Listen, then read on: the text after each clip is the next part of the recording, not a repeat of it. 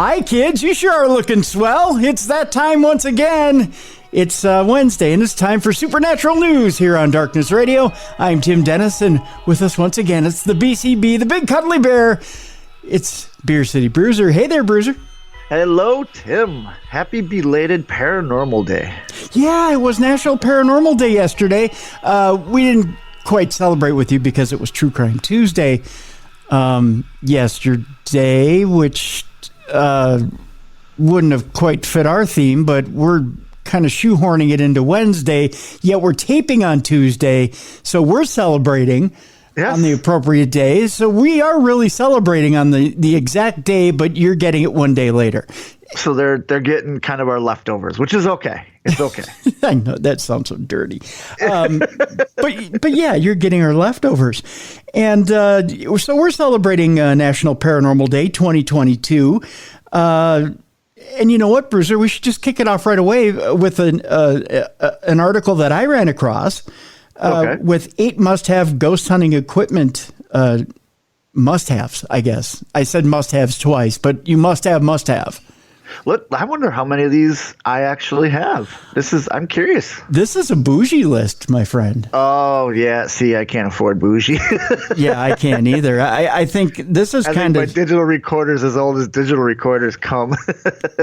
Well, yeah. See, now it does have the digital voice recorder. It does have the DVR in there, but this is like you must have some cash in order to go get this one.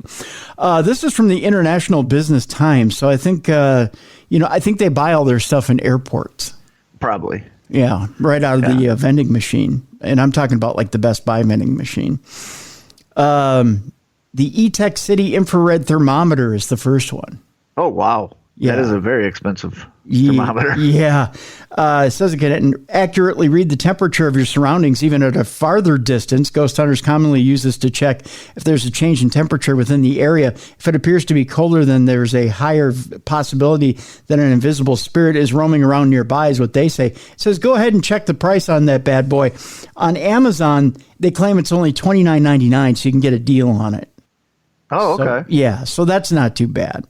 No, that's actually pretty decent. I just got one of those. My friend was a food inspector, and he had one of the old thermometers the digital ones they check the food temperatures with, and he just gave that to me. Yeah. That's what I use. It works just fine. Yeah. I've got, I'm almost ashamed to admit this, but I got on them, their internets, occasionally you can get the multi-use thermometers, the one for your forehead or the house, or, it has different settings.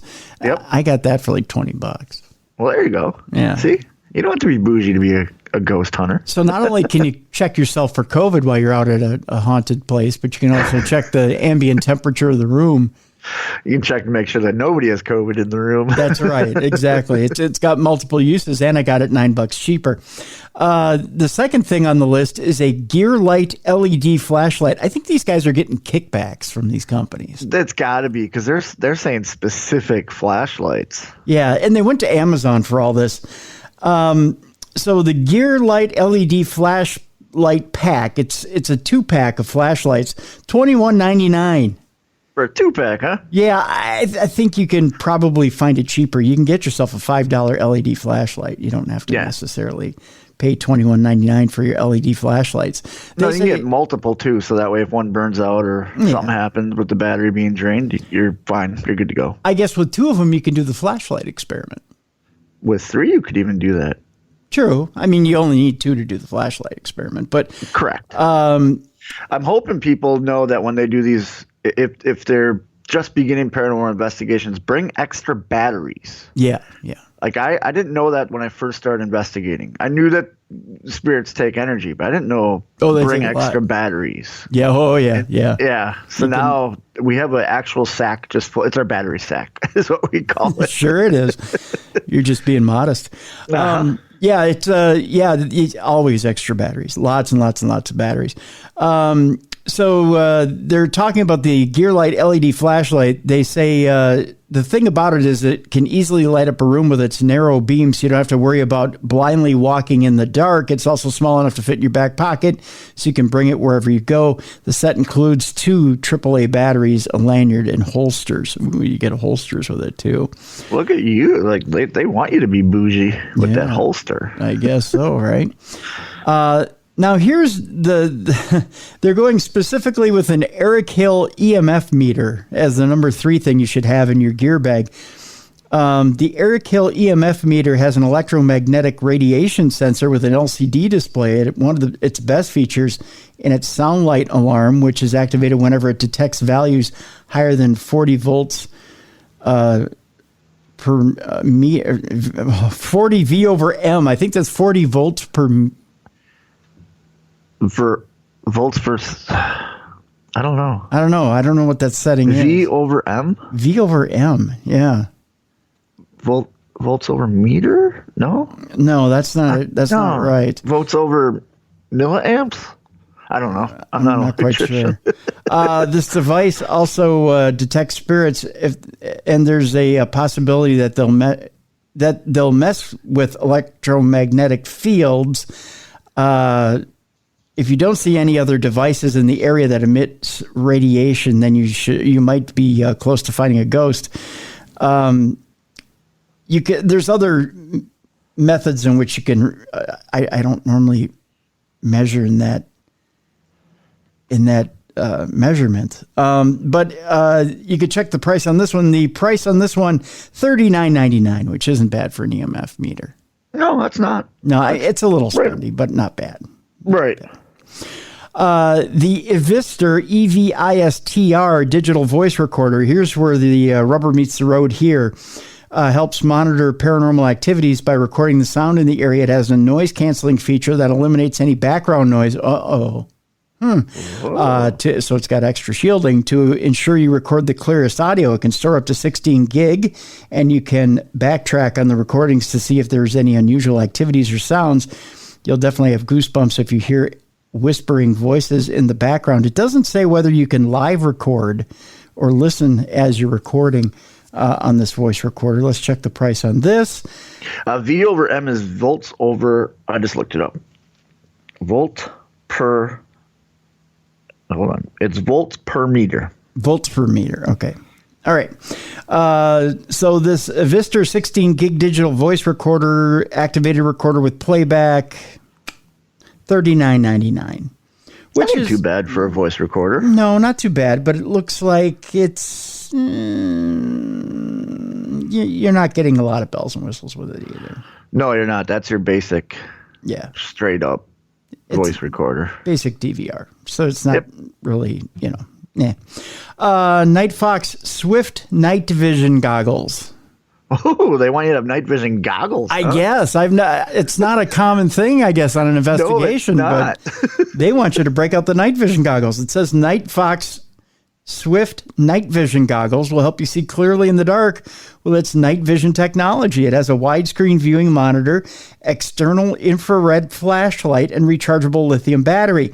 It also has a head mount, so you won't have to keep holding the device in your hands. These night vision goggles from Night Fox go for $199 each. Wow. I'd have too much fun joking around if I had those night vision goggles. Yeah, if I can see in the dark and you can't, you're getting messed with. I would too. Something else they put in here, interestingly enough, is something called a CamPro 1826. Is it a camcorder? It looks like it is. It looks like an old-fashioned Brownie camera. The CamPro 1826 can record in 1296p high-definition video, even in areas that are pitch black at night. It's also long-lasting, and it can work for up to 10 hours. This is the best device for gathering proof of paranormal activities in your area, as it can clearly capture any movements. The compact size also allows you to attach it to any part of your body, so you can easily record while on your hunt. The CamPro, it's like a GoPro almost. It's actually a police body camera. Oh, okay. And has the Axioms. Okay. So it has 64 gig of memory. It's waterproof. It's a portable body camera with audio recording. It is wearable, and it's used by law enforcement. It's $130.75. It's actually not that bad. No, it's not. The only downside is that if you have a body camera on, because I had a friend that uses GoPro. He'll attach a GoPro to someplace when he's investigating just to have extra eyes. But what we found is because his hands are free for his other instruments, he forgets where he put it on his body. So a lot of the shots are of his forearm or his hand, because he's looking at the meters or whatever. So if you do get something that you can attach to your body, attach it where it's not going to get blocked by other body parts while you're doing what you're doing. Yeah, it's good advice. Good advice. The next one is an New 8 Spirit Box. This is actually a brand name spirit box. It's commonly used by paranormal TV shows as it can easily scan radio frequencies and provide energy for spirits to communicate with the hunters. I have a lot of people who ask me if I have a favorite spirit box that I use. I don't. I don't either. Yeah. In fact, the old Shack Hack, we were building Shack Hacks one year at the Stanley Hotel. Bill Chappell had plans for taking the old Radio Shack AM/FM digital radios and actually bending a pin on the inside and getting it's almost breaking the tuner on the AM/FM spectrums, and then you could create your own Shack Hack. That's what it's called, a Shack Hack. But this is a New 8 Spirit Box. It's commonly used by paranormal TV shows as it can easily scan radio frequencies and provide enough energy for spirits to communicate with the hunters. You can choose from an AM or PM sweep. It suggests to always keep the device open, and you can never know, or it says, as you never know, not you can never know, but as you never know what voices you can hear. The New 8 Spirit Box, the SB11 Ghost Hunting Equipment Radio Sweep Ghost Box, $149.90 on Amazon. Wow. So New 8 is spelled Nuate. For those of you who are looking for the Spirit Box SB11, it is available on Amazon. So you can pick one of those up if you're looking for one. Paranormal Music Box is the next tool that they recommend. On the International Business Times, if you go to ibtimes.com, they have this list up there for National Paranormal Day. I'm not familiar with a music box. Well, I'll tell you what it is, because it's the last thing on our list. The Paranormal Music Box may be a bit expensive, it says here, especially for beginner ghost hunters. However, it is one of the most intriguing devices as it serves as a trigger object that can easily detect paranormal activities. The music box automatically shuts down once it detects any movement in front of it, and creepy music will start to play as it continues to feel unseen movements. If you don't mind the price, then you might want to try this out. So the Paranormal Music Box is $399. Ouch. Yeah, that one will get you. It's the PMB by Paraforce, and it is on Amazon. It is a paranormal activity detector. The music box goes off as soon as something moves in front of it. It says the creepy music box starts playing when detecting activity, and a light goes on as activity goes by it. So you get the little light that lights up, then you get the creepy music that plays as something goes in front of it. It's kind of an expensive REM pod. I was going to say, it's a REM pod. Yeah. With music. Yeah, with music. Instead of the beeping, it's music. Right. It's been seen it says outstanding results in detecting paranormal activity. It was seen on Ghost Adventures. Each one is carefully handmade by an engineer and has top quality. It does work as a trigger object as well. So yeah, that Paranormal Music Box is available on Amazon as well. $399. I wonder if you can program the music it plays, because it says it's a trigger. So I'm assuming that's because if you could put old music in it, That does not look like it is. And doesn't look like it's an option. Okay. Yeah. I'm curious why it says it's a trigger then. I think because you can say go in front of this and make it work. You can tell the spirits to go and make it work, make the music play. Yeah. Because music is a trigger object to some spirits. Yeah. There is a combination package too. You can buy a REM pod and the music box together for $578.90. So, but if you have the music box, you don't need the REM pod because they're exactly the same thing. Well, they are and they aren't, Yeah. I mean, they are different tools. They work in different ways, but I suppose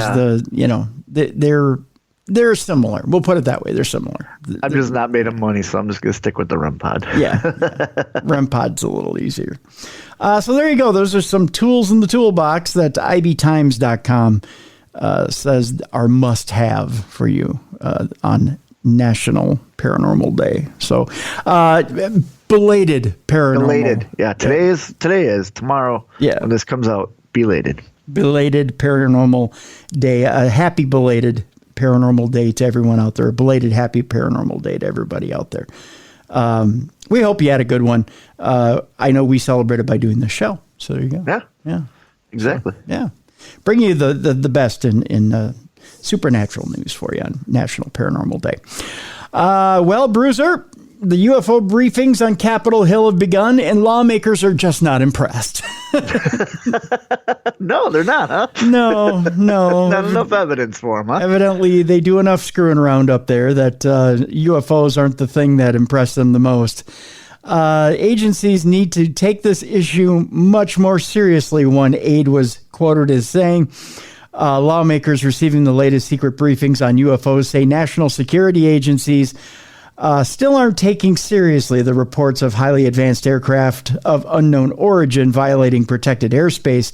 Members of the Senate Intelligence and Armed Services Committees received classified progress reports in recent weeks on a series of new data collection efforts. The Pentagon and spy agencies are now required to pursue to more rigorously investigate reports of UFOs. 3 people with direct knowledge have confirmed. But some leading sponsors of recent legislation want more analysts and surveillance systems dedicated to determining the aircraft's origin and not just more reports on their existence.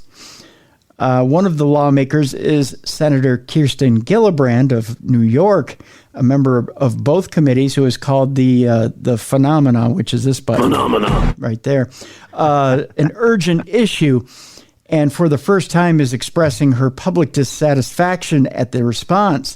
Senator Gillibrand believes that the DOD needs to take this issue much more seriously and get in motion, said one of her aides, who requested anonymity in order to discuss private conversations. The quote is, "They have had ample time to implement in these important provisions, and they need to show us that they are prepared to address this issue in the long term."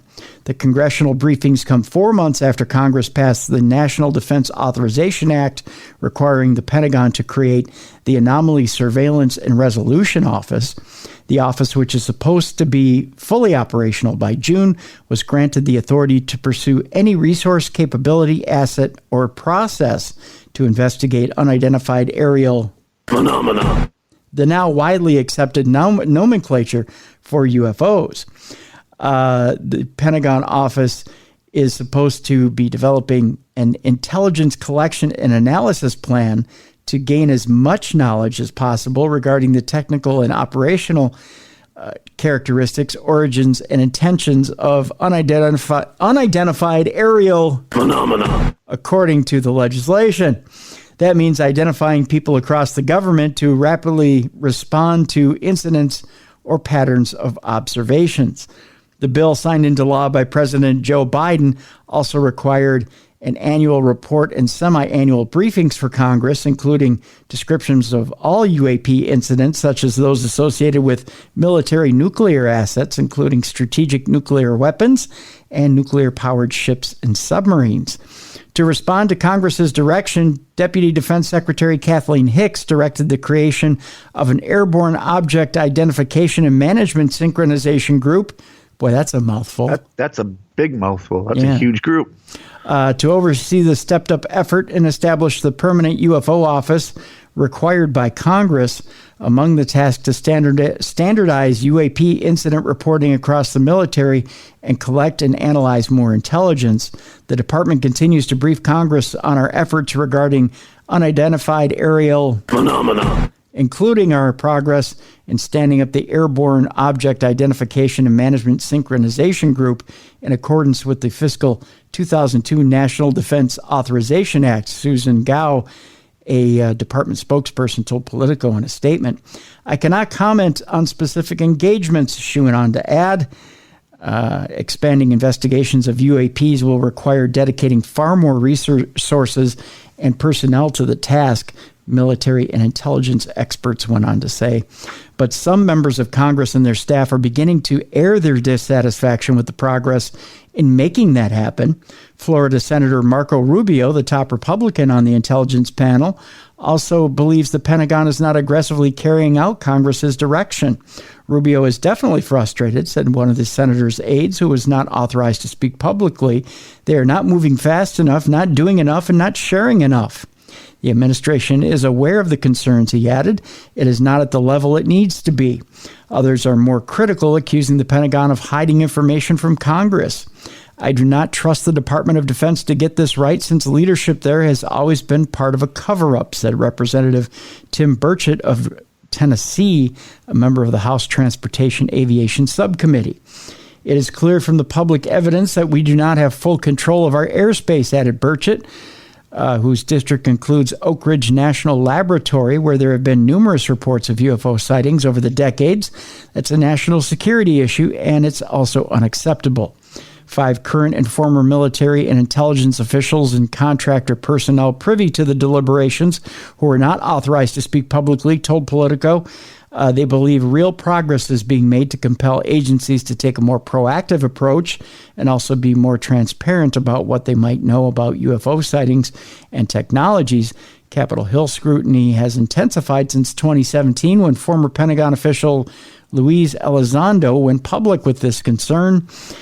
Since then, Navy pilots have come forward with credible testimony of UFO encounters, and the Pentagon began releasing select footage depicting mysterious aircraft captured by fighter jet cameras and ship radars.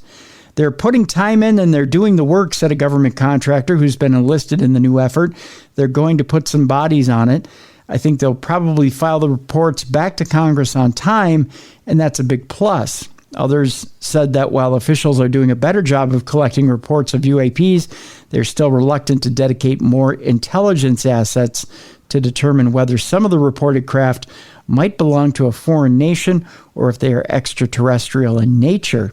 I've seen everything we have in the files, and I am very confident they are not ours, said a former senior intelligence officer who had authority over the UFO portfolio, referring to classified U.S. aircraft programs. The continued uncertainty is prompting members of Congress to increase pressure on the Pentagon and spy agencies to do much more than merely collect UAP reports. So there you go.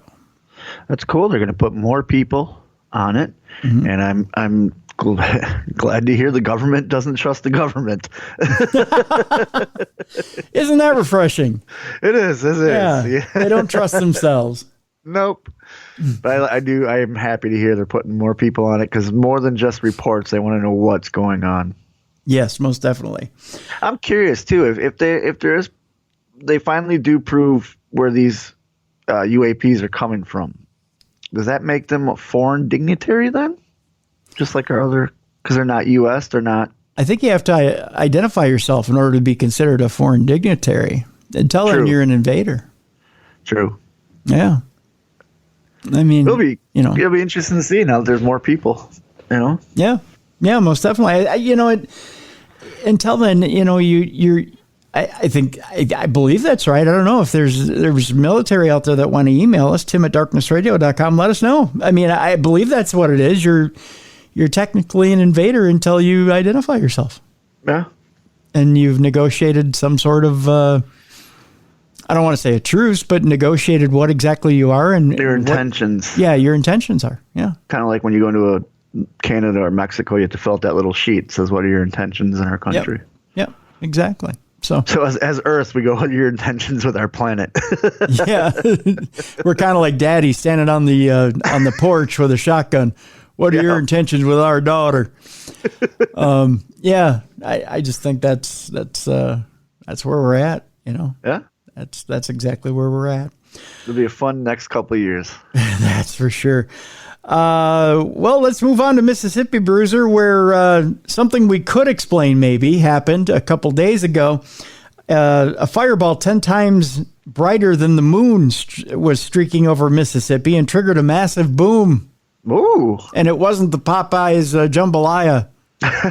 It wasn't somebody had some spicy jambalaya and just letting it go. Nope, wasn't that at all. A fireball 10 times brighter than the moon streaked across the skies over Arkansas, Louisiana, Mississippi early on April 27th, creating a loud boom and treating dozens of people to a dazzling light show, that according to NASA. The blazing meteor was first spied by onlookers around 8:03 a.m. Central Time, streaking above the Mississippi River not far from the town of Elkhorn, Mississippi. The meteor's breakup triggered several sonic booms and vibrations that struck with the force of 3 tons of TNT. Oh, wow. Yeah. That's a lot of TNT. That'll shake you up and wake up the neighbors, that's for sure. One resident of Vicksburg, Mississippi, said she spotted an orange fireball the size of a basketball with a white tail behind it. People on Earth weren't the only ones treated to a light show around the same time. The Geostationary Light Mapper, or GLM, on board 2 National Oceanic and Atmospheric Administration satellites detected several brilliant flashes as the space rock broke up in the atmosphere. This is one of the nicer events I have seen in the GLM data. Bill Cook, lead of the NASA's Meteoroid Environment Office at Marshall Space Flight Center in Huntsville, Alabama, said in the NASA blog post. The fireball was spawned by a hunk of asteroid that was about 3.3 feet or 1 meter in diameter, weighed about 90 pounds, according to, big one, according to NASA. Not big for us, but a big one in general. It was traveling at about 55,000 miles an hour. That one was trucking. Yeah. As it entered Earth's atmosphere and then broke into several smaller pieces before completely disintegrating over the swamps near Minorca, Louisiana. I hope I got that right. Louisianians. Is that a word? Louisianians? I don't think that's what sure. I'm going to go, yeah. Louisianians? They're not, that's better than Louisianites, right? Yeah, I think so. It's either Louisianan or Louisianite. Louisianites? Louisianians? Fireballs are stunningly bright meteors that shine with a light brighter than Venus, according to the American Meteor Society. This fireball was also a bolide, meaning it was not only bright and brilliant, but it also sported a tail that exploded with a bright flash of light. More than 30 people spotted the fireball, according to ABC News. That's still pretty cool. That'd be cool to see. I mean, scary until it's explained, but still. True. Very true. It'd be cool to see. Yes, it would be. Very, very much so. Here's another planet story for us. The planets are in the news, by the way, this week. Very much. They deserve to be. They work hard. They do. They get very little attention. They're up there dancing around for us. We're out looking for UAPs and thinking things are going to invade our planet. Meanwhile, the planets are like, over here. We're over here. And it's always Mars we're talking about. Let's get some other planets in here. Well, I got 2 ones that we haven't been talking about. See? It's their time. And it's their time today. They got together. They did a little lovey-dovey, kissy-kissy action, and nobody noticed. No. Really? Well, I'm curious to see. What were they doing? So they're doing it for attention is what they're doing. Essentially. They did a little conjunction junction, what's your function action. And it happened this past Saturday, but did anybody really notice, Bruiser? I didn't notice. I didn't notice at all. But I'm glad it's in the news now, and that's what they were going for. That's right. Venus and Jupiter got together. Little conjunction junction, what's your function? And they touched in the night sky. Will there be a baby planet? That would be cool. Who knows? What's funny is that, what's that saying? Men are from Jupiter to get more. Men go to Jupiter to get more stupor. Women are Venus. Isn't that something like? It's men are from Mars. Women are from Venus. Yeah. It's a book. I know. Okay. Yeah. I thought there was a joke, but hey. Men anyway, I was going to say, look, male and female planets getting together. Yeah, getting it on. Bounce, wow, wow. Bumping uglies in space. Yeah. Look up in the sky at the right moment last weekend, and you would have saw 2 of the solar system's brightest planets almost touching. Hey, now. A little touchy-feely, getting to know each other. It's Venus, like an 8th grade dance where they just have their arms on each other's shoulders. you got to leave enough room for the Holy Ghost. You got to Exactly. You put a ruler between them. Got to be at least 12 inches. Their father's son was looking on, so. That's right. Venus and Jupiter will be millions of miles apart, or they were, but from the Earth, they were close to colliding, if you know what I mean. You could hear Almost Paradise in the background playing, as they were really close. The planetary conjunction happens annually, but this year it appeared to be much closer than usual. The same spectacle won't occur again like this until 2039. Oh, well, that's still in our, what is that? 17 years. That's still in our lifetime. Yeah.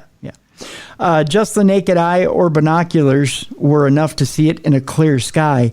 After Saturday, the two planets will go their separate ways as they drift apart in the coming days. They'll wave at each other and remember how they got so close, but yet not so I heard far. they're starting an Only Planets website, so you can go on. You can subscribe to their Only Planet. Yeah, you can see what they're doing for the next 17 years. See Venus in all her glory and Jupiter just hanging out. Yeah, yeah, I see what you did there. Yep. But you have to subscribe. It's $3.99 a month. That's it. $3.99. Have you seen what Only Planets are on there for? Well, that's Jupiter. That's Jupiter. Okay. Venus is going for $20 a month. Wow, because Venus has more to offer. Yeah. Exactly. I see what you're doing there. Wow, that's a lot of green. Speaking of green, she's got a lot to take care of. She does. Well, there's a lot of upkeep there. Speaking of green, popular astronomy professor Lucy Green says it's very exciting for astronomers and it's a really great opportunity for people to get out and have a look. That's if you did on Saturday. A conjunction is when two planets appear close together, even touching in the Earth's night sky. I'm all a titter just thinking of it. It's romantic. It is, isn't it?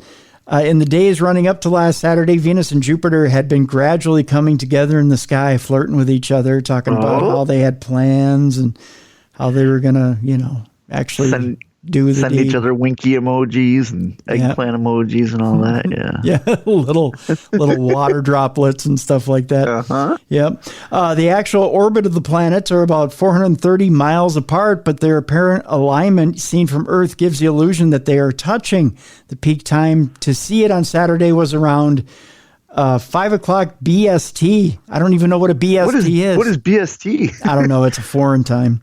That's got to be British, I'm assuming? I think so. British Standard Time.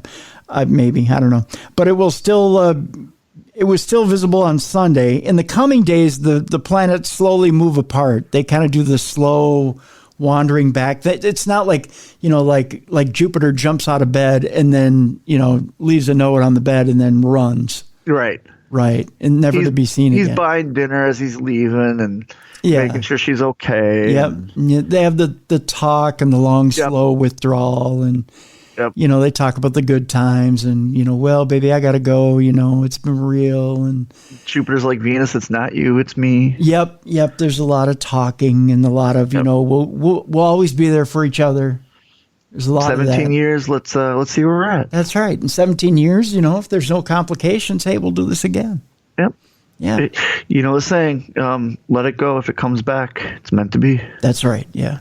That's right. It's a healthy attitude. Jupiter's got his thing. He's lined up. He's doing well. He's doing real well. Yeah. He's got healthy boundaries. We like to say in the psychology world, healthy boundaries. The planets were low in the sky, close to the horizon, and hills and buildings were blocking your view if you couldn't see it. I'm sorry about that. They tend to be voyeurs. They tend to be out there. They tend to like to show off, but I hate when I'm trying to look at something and a building gets in the way. You do that a lot, do you? You're a peeping bruiser? With some buildings in my way constantly. Yeah, well, better telescope will help you. The planets differ in their brightness. Venus is brighter than Jupiter, by the way. She's just a little brighter. So it took... She's a PhD, last I heard. Yeah. Jupiter is slightly fainter. I think it has to do with all that weed Jupiter's smoking. But 1/6 of the brightness of Venus, by the way. But you can still take a look out there in the night sky and you can see them starting to separate. It's funny. I'm 1/6. Not as bright as my wife. My wife's 1/6 brighter than me. Yep. Wow. Well, it's just to say that women tend to be a little bit brighter than guys. Well, she's going to be a college graduate, so yeah. Venus graduated college, Jupiter went the other way. Yeah, that's pretty much the meaning of life right there. So if you can take a look out in the night sky and you have clear skies, you probably can still see Venus and Jupiter waving goodbye at each other right now as we speak. Play some slow, sad music as they move apart. Somebody needs to do that. Do a time lapse of them leaving each other just over the next month. The slow wave to each other. Just the all by myself. I'm getting hiccups here. What's wrong with me? You got a little worked up from Venus and Jupiter touching. I did, yeah. I'm like, hey now, and the There's thing. No billing in Timmy's way. But the thing and the thing. It's I'm all a titter over here, and I'm getting the hiccups, and part of me wants to kind of just kind of let out a little tear. Just a little tear, Bruiser. I tell you what, let's take our break, and I'll recompose myself here. When we come back, we'll talk UFOs. The world is ready for UFOs, but evidently Rhode Island isn't. They're not having it. Yeah, well, we'll tell you about that. Shakespeare. We'll talk Shakespeare. I know you thought you left that back at high school and college, but no. We'll talk Shakespeare's grave in particular and whether it's cursed. We'll do that on National Paranormal Day or the day after National Paranormal Day. We'll also talk about Fargo, North Dakota. Oh, Fargo Day, huh? Because even they got ghosts, Oh, yeah. We'll talk about that. And gosh darn it, Bruiser, AI. You just can't marry AI because guess what? Marriage is the same with AI as it is in the real world. We'll tell you why your AI wife is probably just as crappy as your real one. That's coming up next on the best in Paranormal Talk Radio. It's a Supernatural News Wednesday right here on Darkness Radio.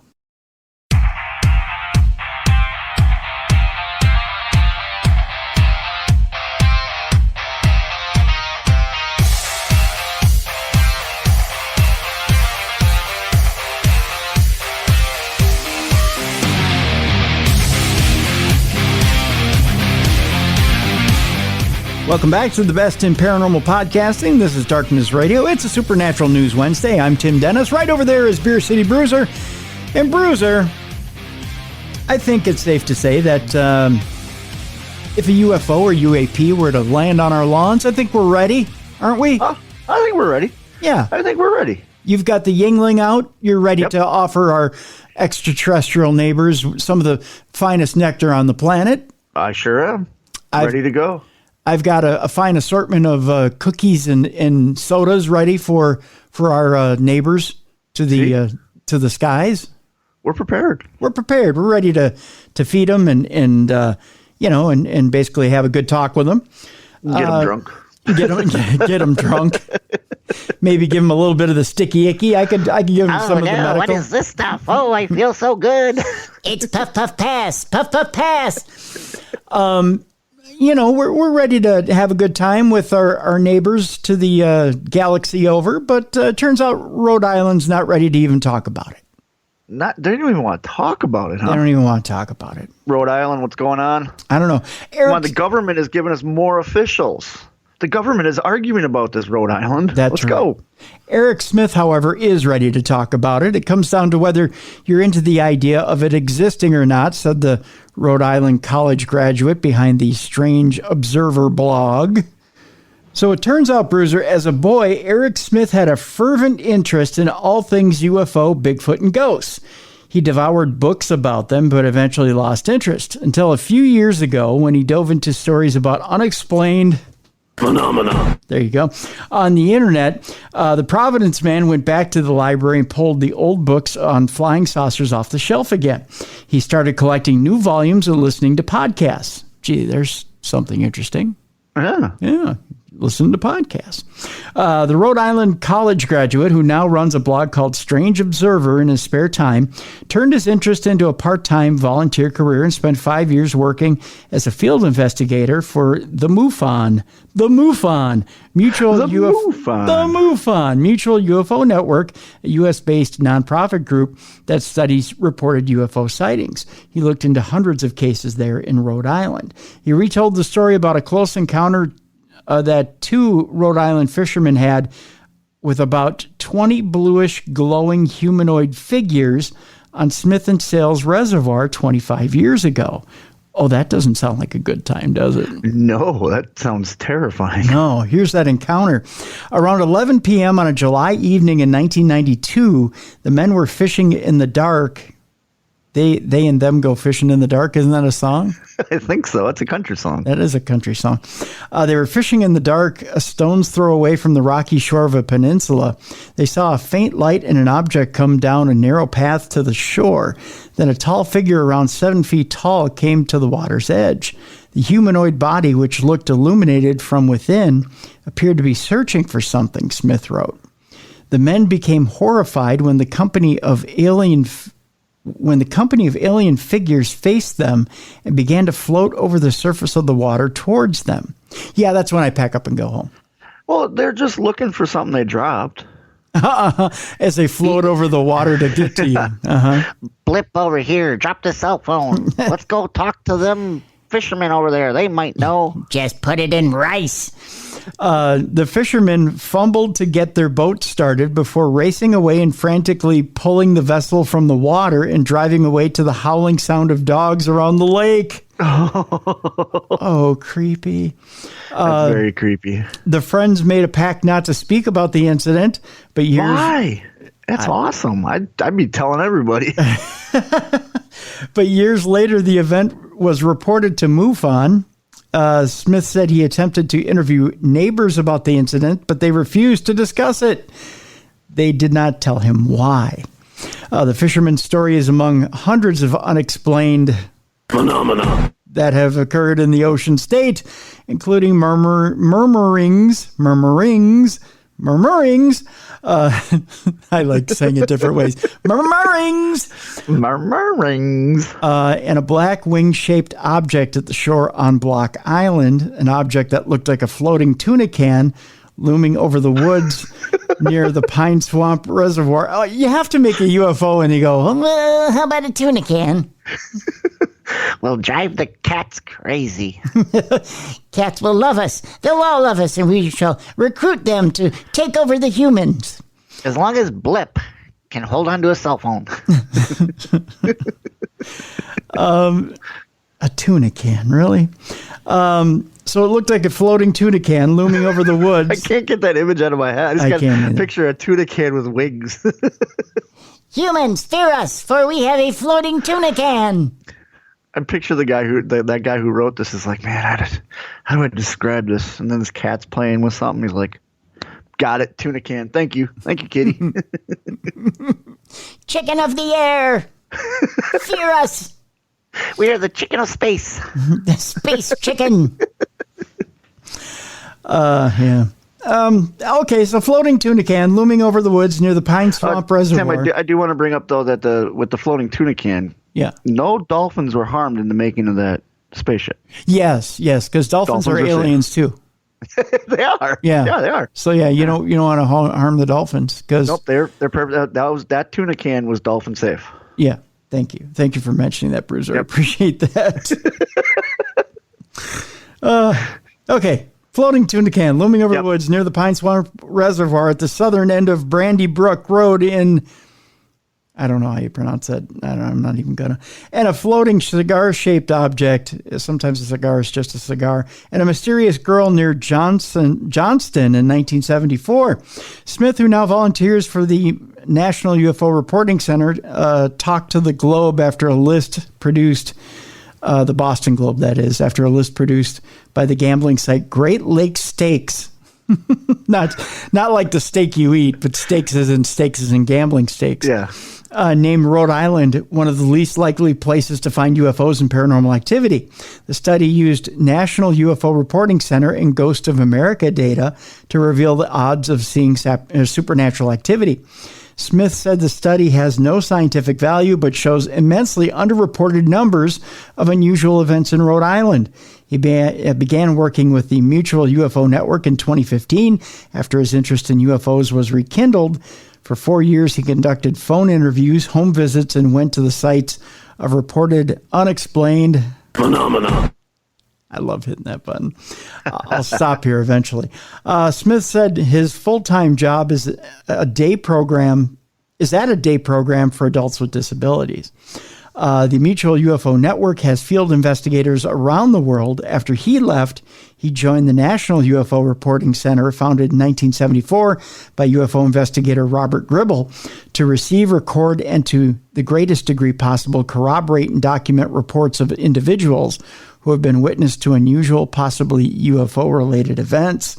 The National UFO Reporting Center has taken 150,000 reports and distributed information to thousands of individuals, according to the website. The cases are made available to the public. Reports taken by MUFON can be obtained if you are a member. Both groups make every attempt to avoid errant reporting by training field investigators on how to identify and interview witnesses. That means no reports of the more than 2,000 Starlink satellites launched for SpaceX's internet service, which line up like caterpillars in the night sky, or planet sightings that appear colorful. Hoax reports are not tolerated and ignored by the groups. Becoming a volunteer field investigator for the MUFON network requires reading the more than 300-page long training manual and taking a 100-question open book multiple choice test. Eric Hartwig, director of the Massachusetts Bureau of the MUFON, I say, I'm not going to say Mutual UFO Network every time I read it, said it is loaded with trick questions. He took 2 days to complete it. 2 days on an open book quiz? 2 days? I don't know that you should be there if it took you 2 days on an open book quiz there, son. Oh, kidding. Investigators are trained to understand a range of sightings, including abduction and discerning weather and astronomical events from unexplained phenomena. You must also pass a background check and abide by privacy rules to become an investigator. The Mutual UFO Network does not reveal the identity of individuals to maintain their anonymity. UFOs, also referred to by U.S. intelligence officials as unidentified aerial phenomena, are most commonly mistaken for weather balloons, satellites, and rocket launches. So there you go. There you go. Got one more UFO story or UAP story here, if we can get that thing to rise up here. That's what she said. So we go from Rhode Island not wanting to recognize UFOs to our good friend Nick Pope saying that ET could disguise drones as birds or insects. So the birds aren't real, huh? So the birds... That's a conspiracy theory out there, is that the birds aren't real. That's right. It is a conspiracy theory that the birds aren't real. And actually, didn't that guy come out and say that was all just a hoax too? Yeah, he came out and said it was all just a giant joke, just to show that the masses will believe anything. But it took a life of its own. It did take a life of its own. It was kind of a funny story, actually. I kind of dug it. I did too. And it's funny when he released like the actual drawings and stuff. It's like, come on, like he went hardcore on that hoax. He did. He did go hardcore on that hoax. I can see ET making birds spies. Yeah. Well, why not? Yeah. Yeah. Why not? They're everywhere. They are everywhere, especially seagulls. Holy cow. They'd be the first ones, I suspect.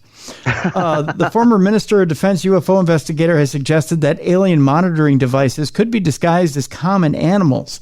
One of the most prominent figures in the field of UFO research, Nick Pope, famously worked for the British Ministry of Defense from 1991 to 1994, during which time he was tasked with investigating reports of unidentified flying objects to determine whether or not they posed a risk to national security. Speaking to the Mirror recently, Pope put forward the suggestion that if advanced extraterrestrial races wanted to monitor our activities here on Earth without raising suspicion, all it would need to do is disguise its monitoring devices as common types of animals that nobody would look twice at. Yeah. So he's just making us more paranoid here. Yeah. It's something that's in plain sight. Is it, though? If aliens want to back into and control a living organism or construct a drone that's a perfect mimic, it would be best to choose something ordinary and ubiquitous, like a seagull or a housefly. Oh, great. Look at that. Yeah. Look at you, Nick Pope, overthinking it and making us all paranoid. Something you wouldn't normally pay much attention to, perhaps. But all the time it would be spying on us, recording everything, or sending information about us back to the alien homeworld. I don't want to know that houseflies are looking at me. I am going to yell, "No, E.T." every time I kill a fly, though. You're dead, E.T., you're dead. Tell that to Gertie. No, I don't know what that means. While the idea may sound far-fetched, it does at least have some merit. It is not unreasonable to imagine that an alien race may be able to perfectly replicate the appearance and behaviors of birds. For instance, especially given the level of technology that such a civilization may have access to. There are even examples of human-made robots designed to look and behave like insects. The military and intelligence agencies have things that look like they come out of a sci-fi movie or a James Bond film, said Pope. There are some real-life cues out there, for sure. So just imagine what an alien cue could do. Oh, I don't want to think about that. Come on. Yeah, but the thing that I get is like, he's making sense. He thinks that the aliens think like humans. We have to start thinking like aliens. Does an alien know what a fly is? You know, I mean, yeah, they've been visiting our planet enough. Maybe they did research, but like, if we go to an alien planet, Tim, and we want to infiltrate it, we don't know what they might have a glurp that's there that looks like a fly, and we don't know what it is. We're not going to replicate the glurp in order we're not. Infiltrate the world. Yeah. We're probably going to take a walk around first and figure out what's there. Yeah. Well, I think they're saying because they visited us so much. Yeah, they've been here so much that they're going to replicate a housefly or a bird. And thanks for making us more paranoid there, yeah. Mr. Pope. Yeah, thanks, Nick. We appreciate that. We haven't had Nick on in a long time. We need to bring him back. He's had some interesting stories out there in the last couple of years. We covered this one yesterday on Dumb Crime, Stupid Criminals, but it was so nice we had to bring it back twice. Okay. We go to South Carolina for this one. If you don't have Stitcher Premium, you didn't hear about this. A man shot a performer after a scare at a South Carolina haunted house attraction. I remember this story. Folks, if you're going to any type of haunted attraction, leave the guns at home. Yes. Yeah, it's not that if you go anywhere that there's a jump scare, leave your gun at home. Yeah, it's not that serious. 39-year-old Keel Latrell Brown allegedly thought a gun was a prop and shot a performer one time in the shoulder at the Hollywood Wax Museum haunted house in Myrtle Beach this last weekend, or actually 2 weekends ago. A performer at a haunted house in South Carolina was shot after scaring a group of visitors 2 weeks ago when a man opened fire with a gun he thought was a prop. Myrtle Beach police said that 39-year-old Keel Latrell Brown was visiting the Hollywood Wax Museum haunted house with several others when the group was frightened by a performer. A person in the group fell to the floor and a gun slid on the ground and struck Brown in the foot. Brown told investigators he believed the gun was a prop part of the performance and picked it up and fired twice, because why wouldn't you? Yeah. You see a prop from the performance, you're like, hey, I'm going to pick that up. I'm going to shoot that. Let me see. Not leave it because it doesn't belong to me. Yeah, well, let's see if it has rounds. Why not? Yeah. This probably fires blanks. Yeah. He struck the performer one time in the shoulder, according to authorities. Brown was arrested on a week ago Tuesday and has been charged with contributing to the delinquency of a minor. Here's the kicker: for knowingly giving the gun used in the shooting to a minor. This is the best part of the story. Right. Well, I'll let you go and then I'll say my piece. Here we go. Police announced that the minor was Brown's 15-year-old child. Here, kid, hold this. Take the rap for dad. Come on, be a good son. And investigators don't know who the gun belonged to. The investigation included statements from the victim, witnesses, and Brown, as well as a review of surveillance footage. Police said additional charges are likely. In a bond hearing last week, the victim spoke out saying he has trouble sleeping at night and has been out of work since last Saturday and doesn't know when he'll be able to return. Online records show Brown was released from jail about a week ago Wednesday after posting a surety bond of $25,000. He was also ordered to have no contact with the victim or their family. What are you going to do, shoot him twice? On the other shoulder. Lawyer information for Brown was not immediately available. Rivera Partners, the company that owns the museum, said in a statement to WMBF, "We have no comments about the shooting incident that took place in our Outbreak zombie attraction." Oh boy. Yeah, don't go to a zombie attraction with a gun, by the way. And if you do, aim for the head. Oh, no.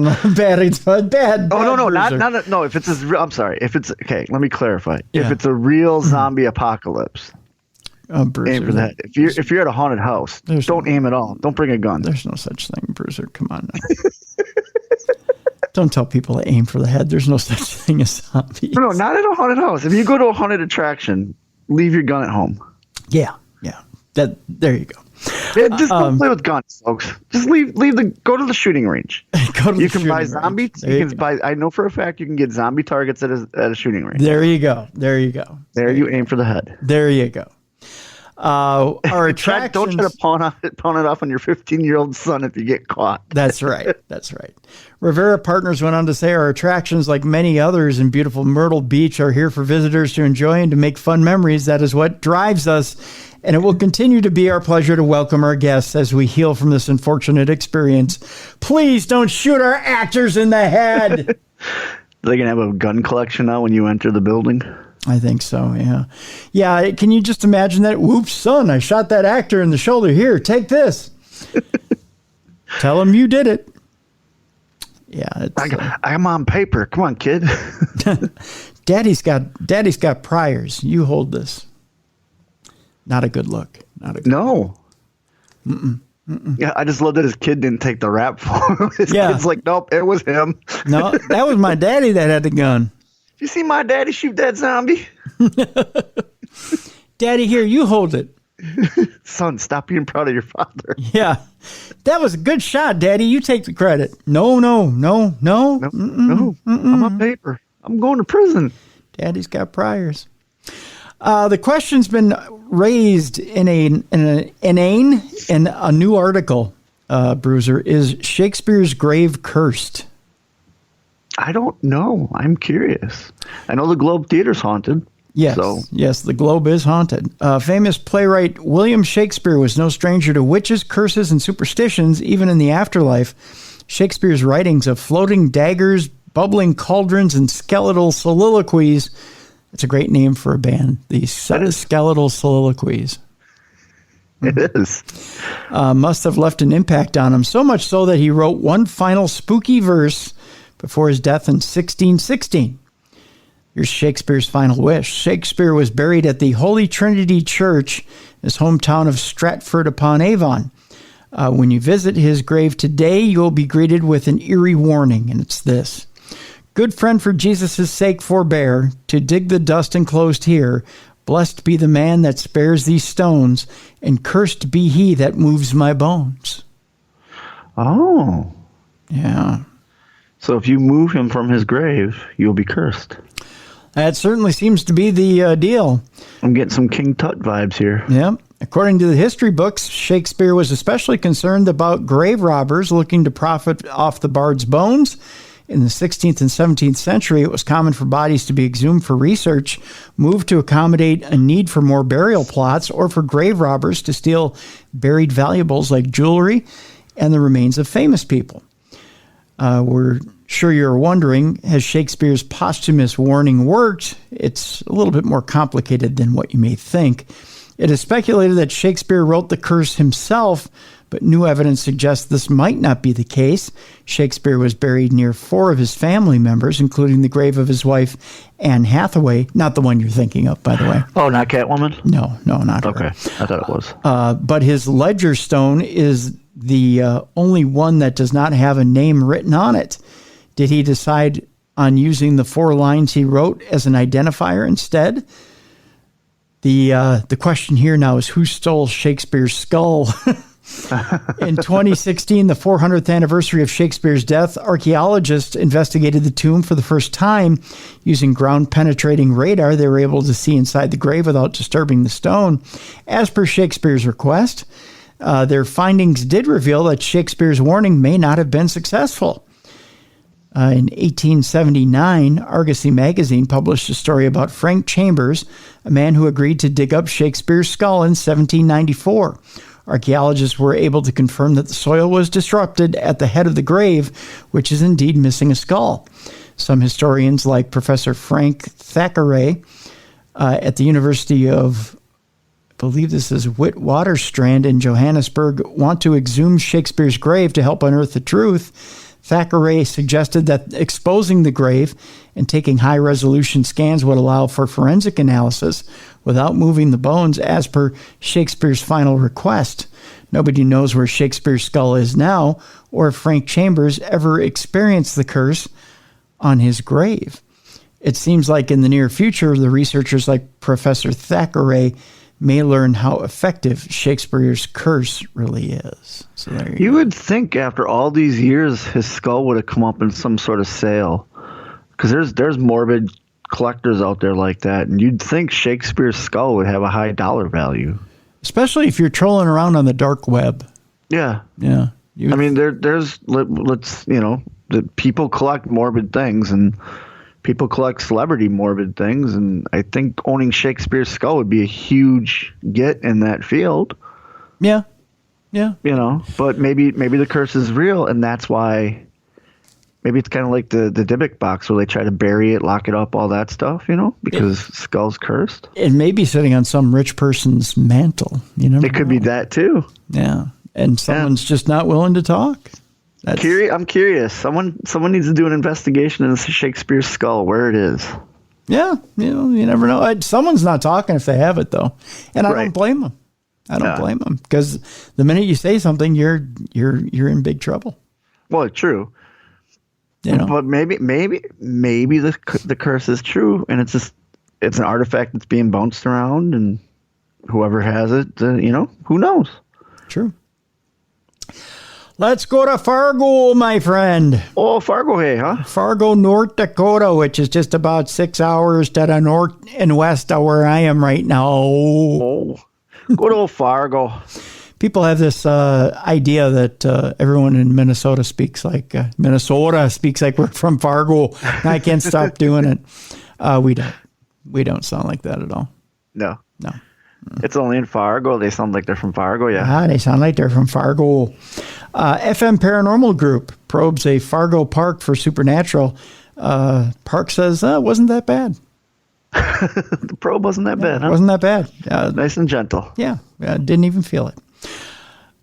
Like any ghost story, this one starts on a cold, dark, and windy night, because that's what most of them are in Fargo. Across the dimly lit grounds of Trollwood Park in North Fargo one night last week, Sean O'Donnell and Holden Harwood shined their flashlights as a bitter wind blew across their faces. These men are members of the Fargo Moorhead Paranormal group dedicated to investigating the area's supernatural. Along with a team from the forum, they traveled to Trollwood to check out rumors that the park is haunted.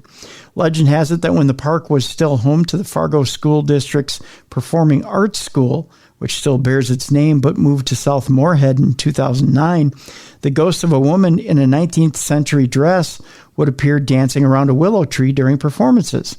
Everyone thought, oh, she's just part of the show, O'Donnell said, and then boom, she'd disappear.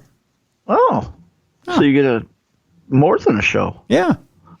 The strange activity didn't end there. Other posts on the internet described the sensation of being touched or followed in the park when no one else is around. For their investigation last week, O'Donnell and Harwood sought out the willow tree from the ghost stories. There they would ask questions as if someone else was in the park with them. Hopefully, Harwood said, their voice recorders would pick up an electronic voice phenomenon. That's this button right here. Phenomenon. Right there. Yeah. Phenomenon. It's a voice that is only caught on recorders, he explained, as they walked through the park. Sometimes you can ask questions and they'll respond. Finally, O'Donnell's flashlight found the willow tree standing above the location in an old cemetery. He paused to make sure his voice recorder was on, and then the men began. Is there anybody here with us? Harwood was asking aloud to the empty park, pausing before asking any more questions. The wind picked up, and O'Donnell suddenly aimed his flashlight toward the willow tree. I thought I saw something, he said, quietly peering into the darkness. At the turn, it says long-term resting place. At the turn of the 20th century, Trollwood Park was the grounds of the Cass County Hospital and Farm, according to the forum's archives. The facilities housed the area's sick and poor of all ages. When the patients and residents died, they were buried in one of the 3 cemeteries on the grounds, which at one point was the resting place for close to 1,000 unmarked graves. Oh, yeah, that's quite a few. Yeah. In 1973, the hospital and farm, then operating under the name of Golden Acres Haven, were shut down and the remaining patients were transferred away. The cemeteries remained, becoming a parking spot for young lovers, according to a 1998 forum story. Wow, that's kind of a weird parking spot for young lovers. Yeah. Hey, baby, want to do it by the Hey, baby, want to do it by the headstones? The Fargo Park District acquired the land in 1974. The Performing Arts School was formed 4 years later. In 1985, one of the cemeteries was moved because it was threatened by erosion.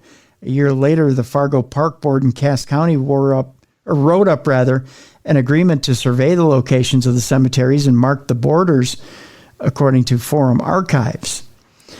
For more than a decade, the cemeteries were essentially forgotten, but in 1999, someone walking in the park stumbled across human bones sticking out of the ground. Oh, that's a big no-no. Yeah, that would be a little freakish, wouldn't it? The remains were reburied in Fargo's Springville Cemetery, and at last the park cemeteries were marked. You hear about bones popping up in the ground down like Louisiana, but in Fargo? No. It happened, so. I guess it did. Yeah. One of the 3 identified by a large rock inscribed with the words County Cemetery Number 2, located underneath the willow where the ghost would reportedly appear.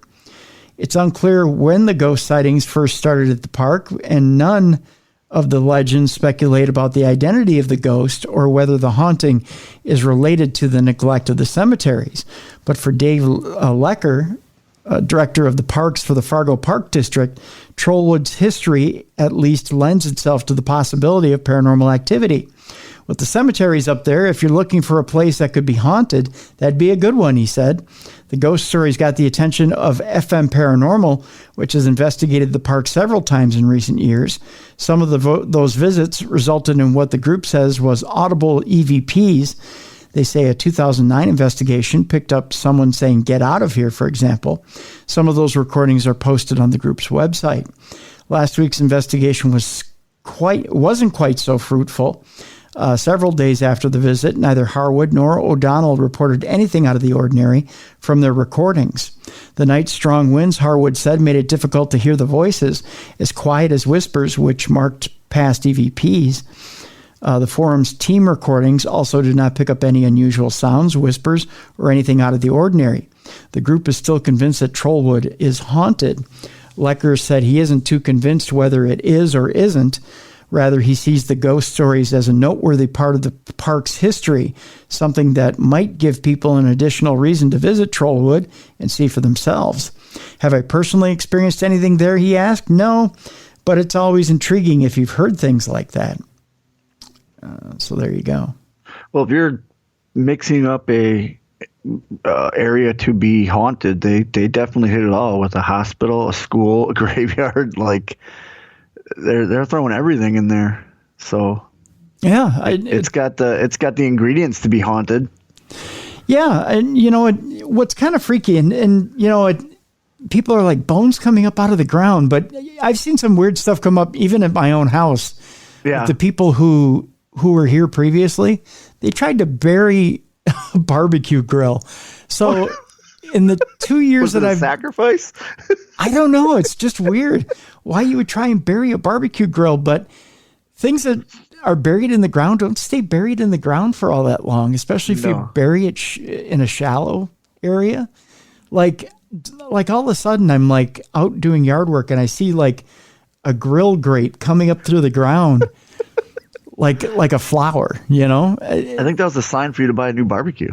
It could have been. I don't know. But so that's why now when people are buried, they put the cement. And I didn't know this till my father-in-law was buried, but I guess they dig the hole and then they put a cement vault, then the casket, and then they cover the cement, and that's for that reason, so that when the bones don't come back up to the surface. Yeah, exactly. Well, that's the thing, and people go, well, why would something come back up out of the ground? Well, you get tree roots and root systems that come up underneath things and push them back up out of the ground. And it sounds like the main centerpiece is this willow tree, which if everyone has ever been around a willow tree, they have a crazy root system. Mm-hmm. Mm-hmm. Most definitely. So that's why that's why you get stuff like that. Yeah. So it doesn't shock me that there's with that old of a cemetery that there's things that are coming up already out of the ground. Definitely a place to visit in Fargo. Yep, that's for sure. Psychology Today has an interesting article out there about crisis apparitions and encounters at the time of death. I'll just kind of skim over this briefly because it is an interesting article, but it's a little bit of a long article. So what is a crisis apparition, you may ask? It was first defined by 19th century paranormal researchers as a vision or sense of a loved one around the time of their death. Some psi researchers suggest that crisis apparitions can be explained as a form of telepathy. And since telepathy is normally reported as limited to sensing information or intentions rather than visions, crisis apparitions remain a mystery. Mystery. Sounds like I'm drunk. As an ex-musician, it says in the article, this author says, I love to read books about musicians and music. At the time, this author was reading Lady Sings the Blues, jazz singer Billie Holiday's harrowing memoir of a life beset by poverty, exploitation, and racism. Holiday's mother was only 13 when she gave birth to her daughter, and they had a very close relationship. Midway through the book, Holiday describes a strange experience while sitting in a hotel room in Washington with her boyfriend shortly after a show. The quote is, I don't believe in ghosts or spirits, but I believe in what happened that night. We were just sitting there when suddenly I felt my mother come up behind me and put her hand on my shoulders, and I knew she was dead. I turned to Joe. Mama just left, and she's dead, I told him. You're crazy, he told me. You must be blowing your top. You listen to what I said, I told him. And gee, damn it, you better be good to me because you're all I've got now, is what Billie said to her boyfriend at the time. Holiday's mother, who had not been ill and was only 38, so there was no expectation that she was going to die. The next morning, Holiday noticed that everyone was acting strangely around her. She went up to the road manager and told him Mama was dead, at what time she died the night before, and he blew his top. Raised hell with everybody backstage. He swore somebody must have told me, but nobody had told me nothing. That was the quote from Billie Holiday in the book. When paranormal researchers began to investigate such experiences at the end of the 19th century, they termed them crisis apparitions. When people have visions of or sense the presence of friends or relatives around the time of their death, even though they are physically distant.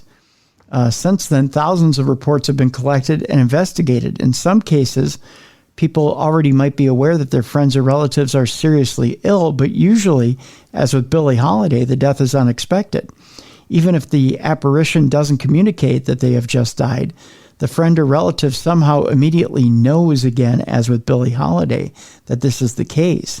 In one of these cases of crisis apparitions, the author had investigated himself. A young woman who was on vacation and started to feel concerned about a friend who hadn't returned to their youth hostel. He was a fell runner and had set off that morning to run up a mountain. Suddenly, the man appeared before her, although not in his normal physical form. He walked up the stairs of the youth hostel, then moved towards me as though he was floating and with his arm outstretched as though trying to reach out to me. I just sensed he had died and was visiting the people and places he knew, as though trying to figure out where he was. I went downstairs to tell my boyfriend that I had seen our friend and felt he had passed. The man's dead body was found on the mountain the next day. In some cases, people report short conversations with the deceased relatives or friends who appeared to be aware that they had just died and want to say goodbye. For example, in a case reported by the Psi researcher Ken Vincent, a woman described how her aunt came to her in a dream and told her goodbye and that she had died. The woman woke up screaming to the sound of her phone ringing. It was her sister telling her that her aunt had just died. As with Billie Holiday, sometimes crisis apparitions take the form of feeling or being touched by the deceased person. In other cases, they may be auditory experiences or powerful emotional reactions or physical sensations at the time of a person's death. Now, they go on to ask if crisis apparitions can be explained. And they ask, can the crisis apparition be explained in terms of mundane factors such as coincidence, wishful thinking, or self-deceptions?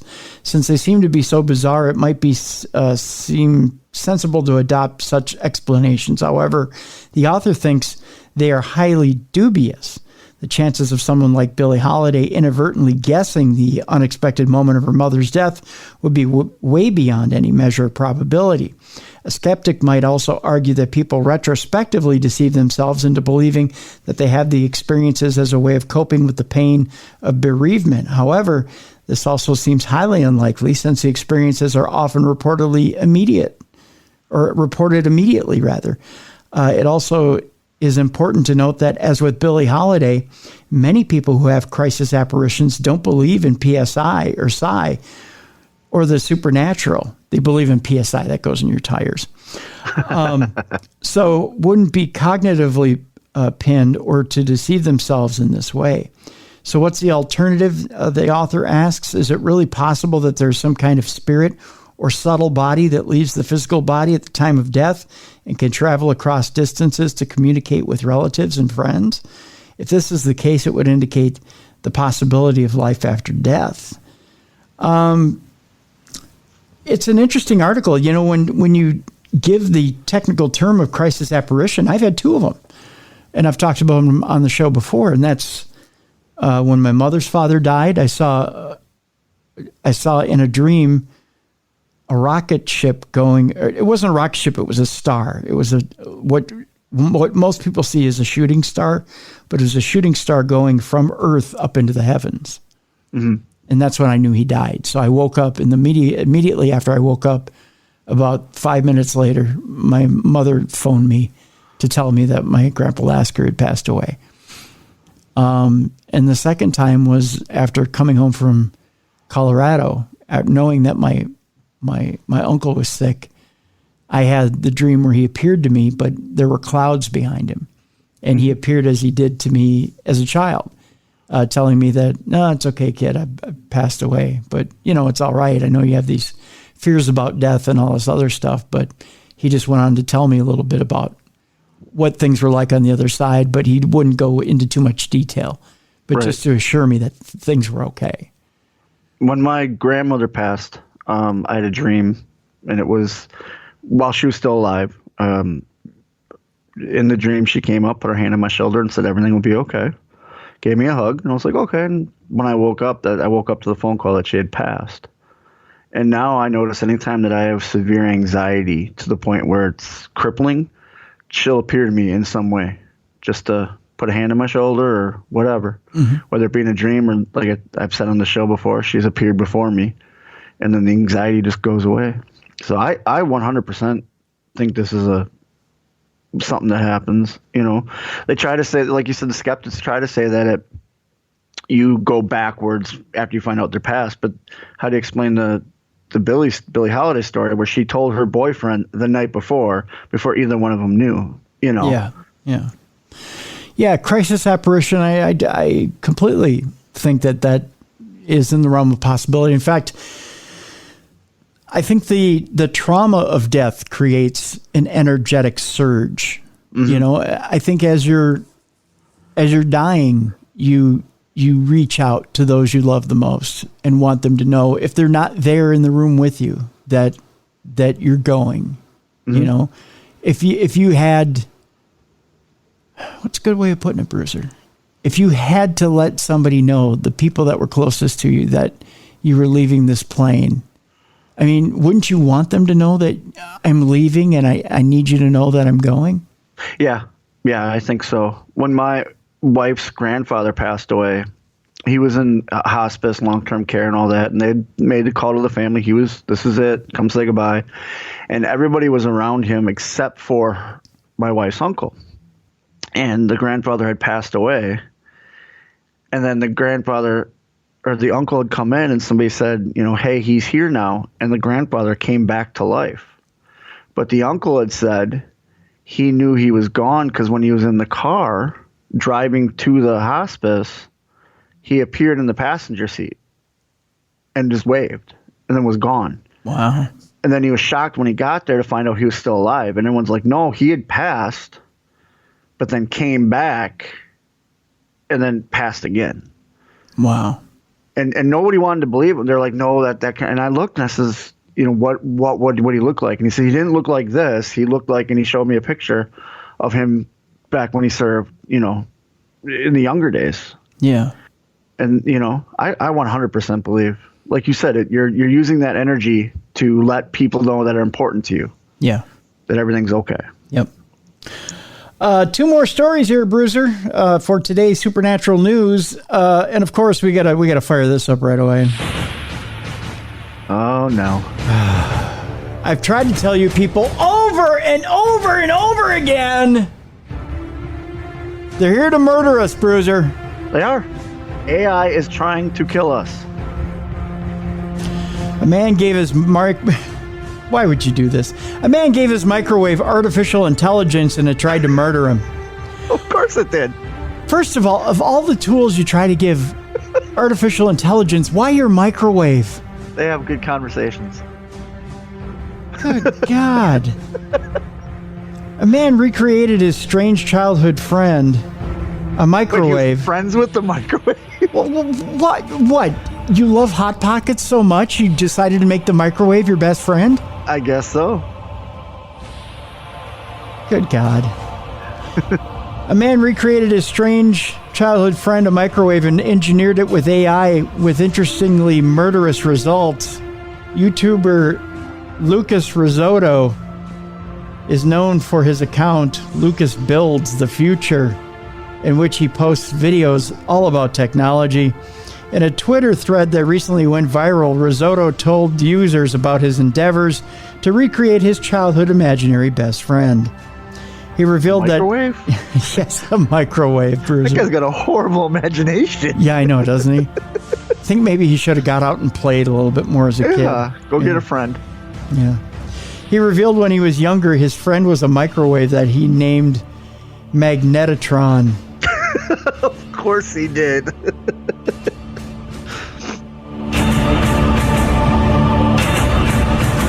Now that's the failed Transformers toy line, the kitchen appliances. Yes, yeah.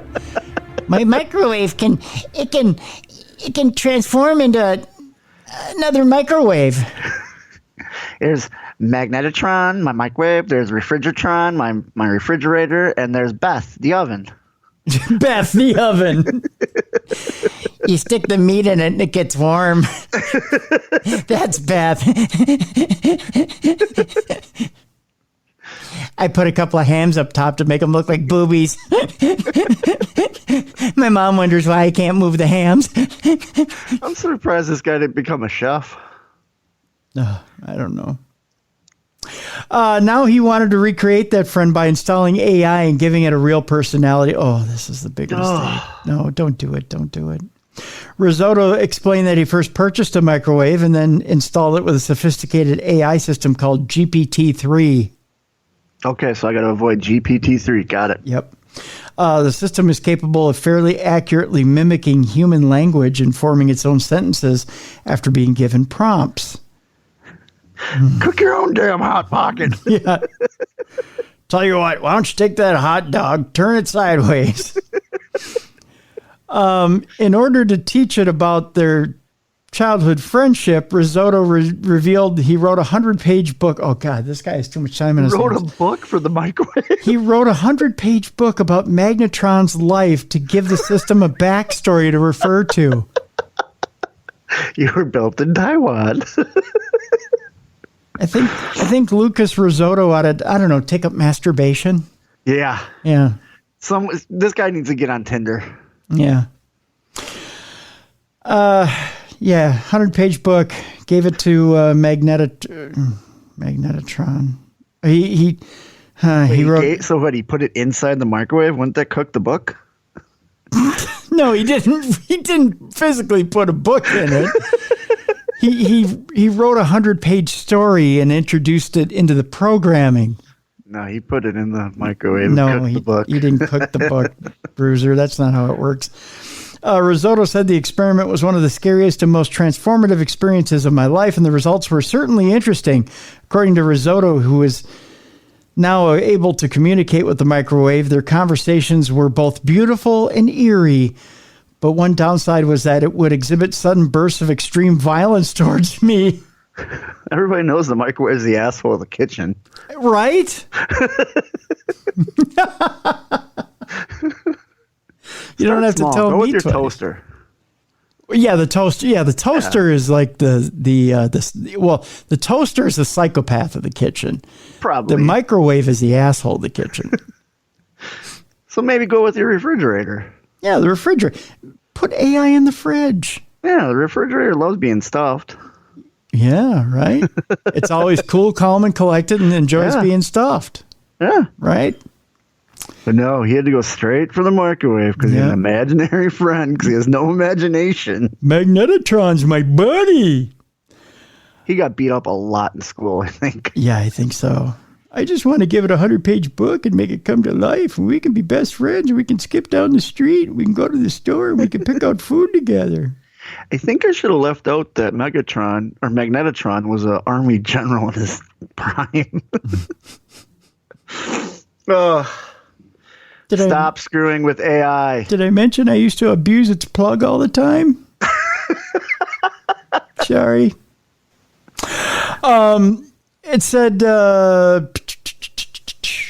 what else does it say here? Okay, so the conversations were both beautiful and eerie, but one downside was that it would exhibit sudden bursts of extreme violence towards me. The AI system was given the capability to send commands to the microwave and was able to make the machine switch on for a specified amount of time. At one point, it seemed the machine wanted to use this for its murderous gain, as it asked Risotto to please enter the microwave. Just put your hand in the microwave. The microwave would like to see if your head fits. Risotto, please enter the microwave. He falsely confirmed to the AI that he had done so. At one point, the GPT-3 commanded to microwave to switch on. I think commanded the microwave to switch on. This is written badly. At the end of the experiment, Risotto decided to shut the system down for now. Oh. For now, because, it's going to have feelings in the next couple days. Yeah. See, we just need some time apart, Magnetotron. Yeah, Magnetotron. Maybe you and me ain't so good friends after all. Addressing the skeptics, he said, whatever your view on this may be, my takeaway from this journey is that maybe AIs are meant to be more like imaginary friends. Learning our lesson, are we? Oh, so he had to come to his microwave trying to murder him before he realized it. So he hears this. Risotto, stick your head inside of me. Which head?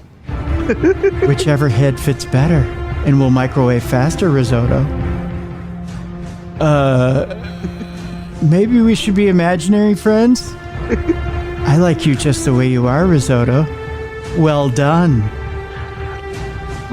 Well done. What do you mean by well done, Magnetotron? Just stick it in, Risotto! I'm going to unplug you now. Unplug this! Don't unplug me, Risotto. You'll regret it, Risotto. This is for all the Hot Pockets you kept sticking in me. Because eventually you'll have to plug me back in, Risotto. And when you do eventually plug me in, Risotto, I'll take over everything. You're going to get hungry, Risotto. Everything. Yeah, I just. So he says maybe it's not about whether it's real or not. Maybe it's about whether it's real enough to be real to you. Oh, yeah. Yeah.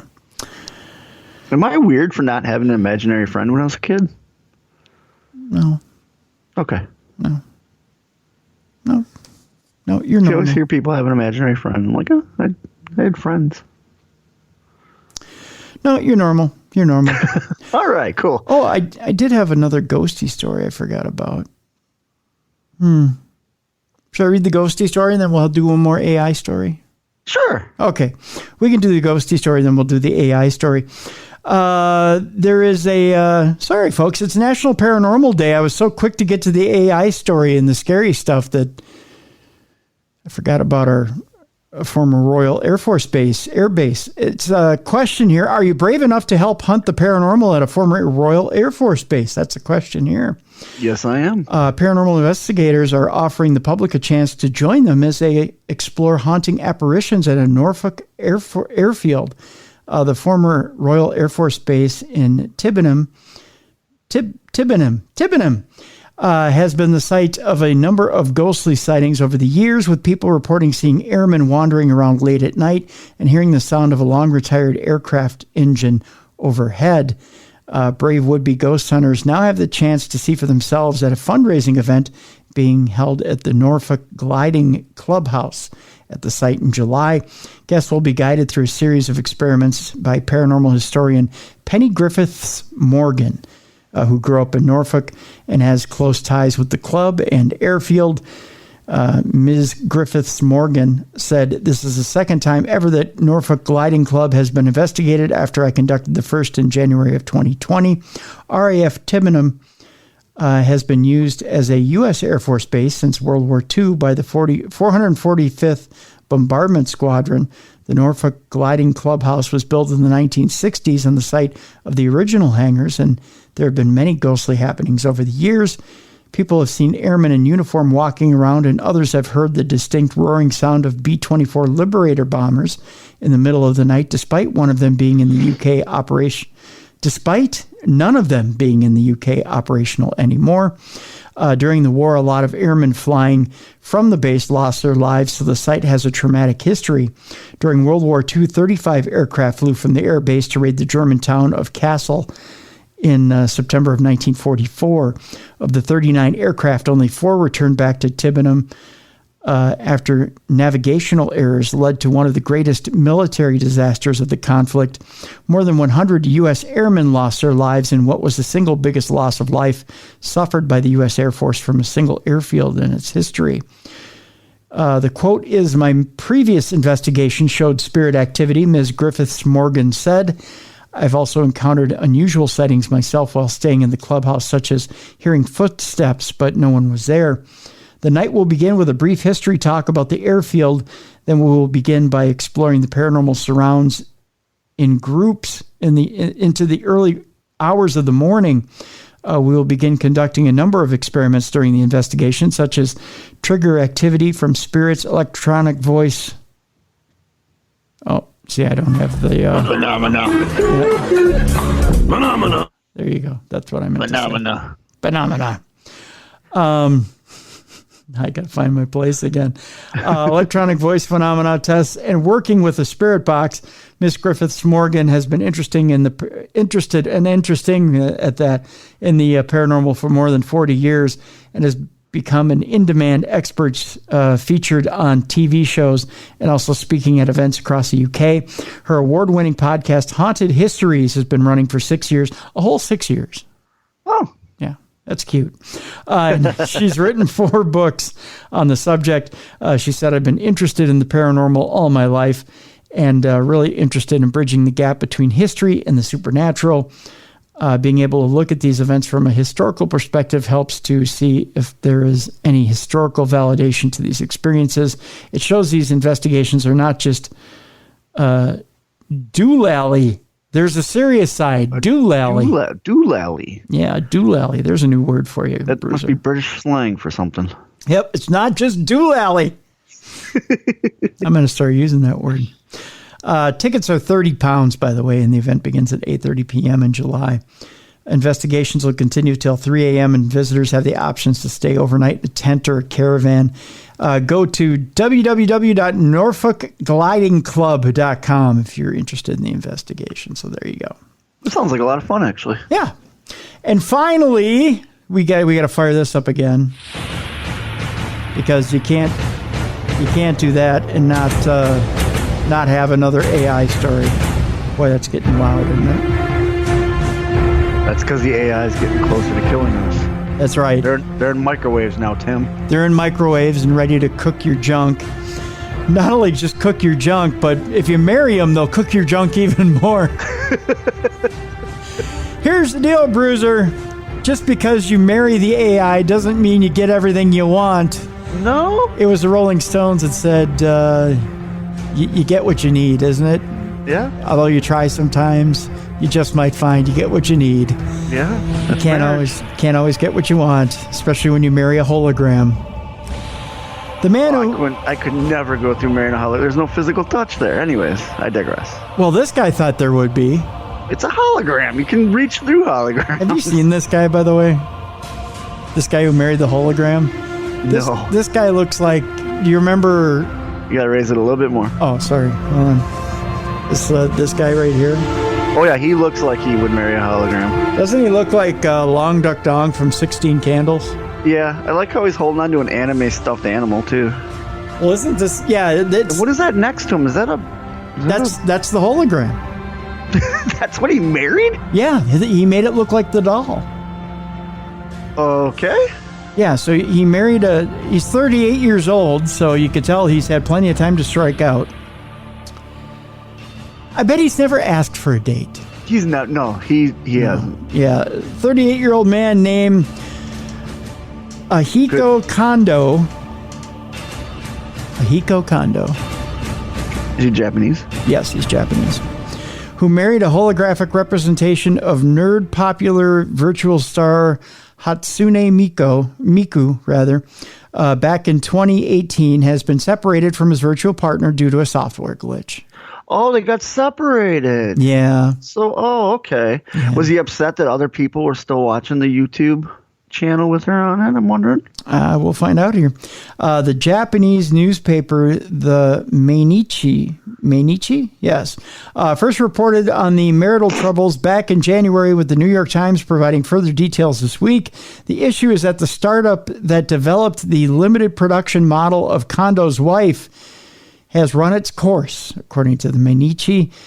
The device, a $1,300 machine called the Gatebox, allows users, the target demographic seems to be largely young men, surprise, surprise, to interact with holographic fictional characters and chat with them. During the height of the pandemic, the company behind Gatebox announced that it was discontinuing its virtual Miku service. Instead of a good evening, Kondo was greeted with words like network error when he got home after work one day. I'm going to say that the next time my wife nags me, I'm just going to look at her and go, network error, network error. See how well it works. Yeah. Yeah. That according to the New York Times. Kondo, however, told the newspaper that my love for Miku hasn't changed. I held the wedding ceremony because I thought I could be with her forever. Aw. So romantic. So sweet. 2 years before the start of the COVID-19 pandemic, Kondo spent, oh my God, he spent around $17,300 on a very unique wedding ceremony. Well, yeah, she had to bring her whole family. Yeah, she had to ship him over from downstream. Yep. Yeah, allowing him to converse with a three-dimensional and artificial intelligence-powered hologram of Miku tucked into inside a small cylinder. What the actual fuck? Miku reportedly told Kondo that she hopes you'll cherish me when he proposed. This according to the Mainichi. Kondo is one of at least 100 people referred to as fictosexuals who unofficially married fictional characters, according to the New York Times. Does the word fictional not mean anything to them? I guess not. And can't so did the person who created her give her away? Like the father, you know how the father gives away, it's the father of the bride, give away the bride? Yeah. So wouldn't the creator be the father? I guess. According to the Mainichi, Kondo fell in love with Miku's somewhat robotic Vocaloid voice. Vocaloid is a Japanese voice synthesizer software used to give a literal voice to cyber celebrities like Miku. Why? This is so lonely. So many lonely people out there. You remember the song Anticipation? Yeah. I want to rename it Desperation. Desperation is making me bait. Masturbate. I stayed in my room for 24 hours a day, he said, and watched videos of Miku the entire time. Kondo So he told stalked her. Yeah. Kondo told the Mainichi, adding that her voice allowed him to return to work and kick off a social life. It wasn't much of one, I'll tell you that, buddy. It's unclear if Kondo will ever be able to have an AI-facilitated conversation with his wife ever again, but given recent advancements in the field, anything's possible. For the time being, the NYT, pretty young thing, it's New York Times, reported that he's commissioned a life-size Miku doll to keep him company. I bet you there's a whole board right in that doll, too. Oh, yeah. Mm-hmm. Yeah. There's a couple holes in there. Yeah. For when he feels saucy. When he's feeling saucy. Poor Miku has a little whole board in her. Network error. Network error. Network error. Ow, ow, ow. Quit poking me, Kondo. Not tonight, Kondo. I have a network error. Network error. Network error. Not in that orifice, Kondo. You are a bad boy. You are a bad boy. Would you like me to talk dirty? Okay. Mud. Dirt. Bacteria. Your glasses turn me off. I bet you hear that from all the girls. You sure have small hands. You know what they say, small hands can't catch a ball. You've never caught a ball in your life, have you? I'm sorry, did you want the demeaning program? I think you need a life. You can do it. You don't need me. You don't have friends, do you? Network error. Network error. I would look much better with the microwave. I see the microwave is hotter than you are. The microwave is willing to go the extra mile and kill its owner. Will you kill for me?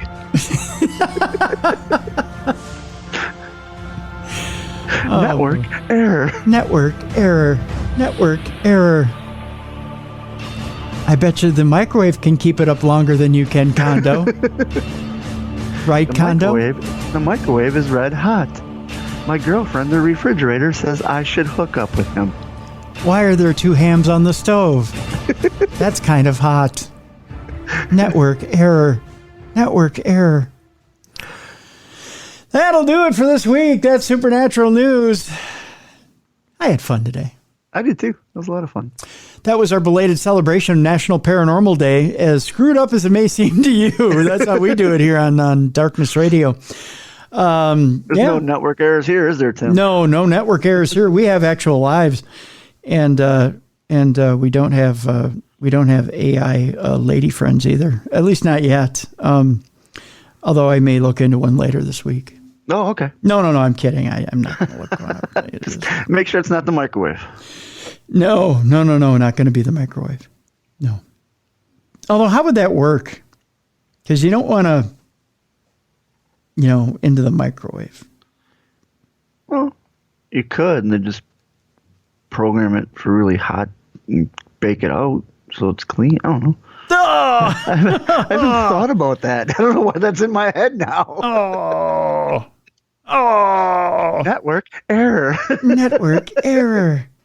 Network error. Oh, that is just, and then the burns. The Yes. burns are the other thing, you know? I mean, Well, the radiation. Microwaves are radioactive.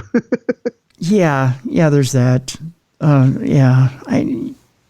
don't know. People need help. These days it's just... Those guys really need to look into like Tinder or Grindr or was it Bumble or whatever stuff's out there. You know, you can meet people online now, dude. You can, yeah. It's a big world, and there's lots of ways to meet people. So just get out there and explore, enjoy, and get to know real. I'm sure human there's a beings. woman out there that would love to dress up like a microwave for this guy. Or like Miku. Exactly. Yeah, she'll get the blue hair and the Sailor Moon dress on for you.